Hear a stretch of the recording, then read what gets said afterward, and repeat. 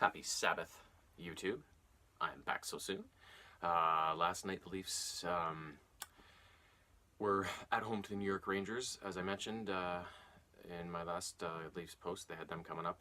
And if you'll remember, back in February sometime, the Leafs were in Madison Square Garden and went up against the Rangers' backup goalie, Georgiev. And the Leafs threw everything but the kitchen sink at him, and he turned away all but one shot, and the Leafs lost 4-1 in a game that they very much should have won by a lot.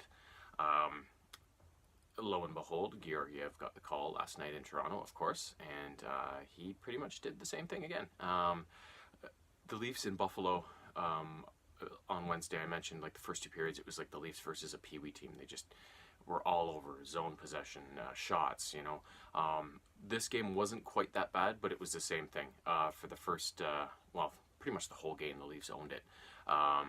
The Rangers had their periods of fight back and their own bit of zone time, but the Leafs cleared them out pretty easily and turned things back around every time that seemed to happen. So, and Freddie looked like he had rebounded pretty good from some bad starts there, and everything was looking good. And it was 0-0 going into the third, but the Rangers got on the board very early, less than half a minute in, they made it 1-0, and it was like, oh no, here we go.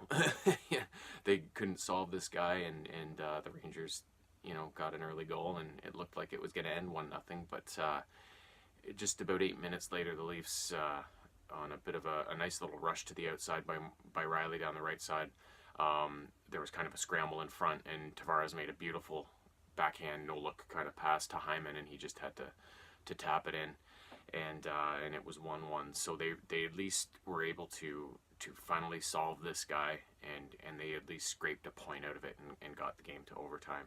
The overtime was... it wasn't quite as run and gun as the 3-on-3 normally is. They both seemed to kind of lean back and take their time and try to get set up and manufacture something instead of just going back and forth. And after a good chance in the Rangers end, the play went the other way, and Freddie made a beautiful save on a 2-on-1. But the puck went around behind the net, and they tucked it in the other side before he could recover from stretching out on that first save. So it's just one of those games where you run into a hot goalie, same as it was in February in New York. Thankfully, they won't face them in the playoffs.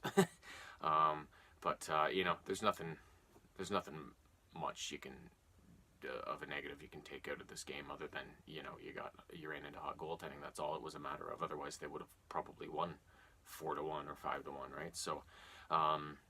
Yeah, so the effort was there, the execution was there. They just didn't have the finish. They couldn't solve the goalie. That's all it was a matter of. So they got a point out of it. That's the main thing, and they can move on and hopefully get back onto a winning role before the. I think there's only 7 games left in the season, so it's kind of crunch time. And the other good news is that both Gardner and Dermott are back in practice. Dermott's still wearing the red injury "Don't touch me" jersey, but Gardner's in the regular. So. It looks like he should be back first, and then Dermott hopefully not long afterwards, I guess, from the looks of it anyways. But you never know with injuries and setbacks and whatnot. But fingers crossed that they both get back and get at least, you know, a few games in to get their timing and their legs back before the playoffs start. So yeah, so that was Hockey Night in Canada, and I haven't checked the schedule, but needless to say, I will be back with more comments on my favorite team in the universe. And until then, enjoy the rest of the junk I post. Toodles!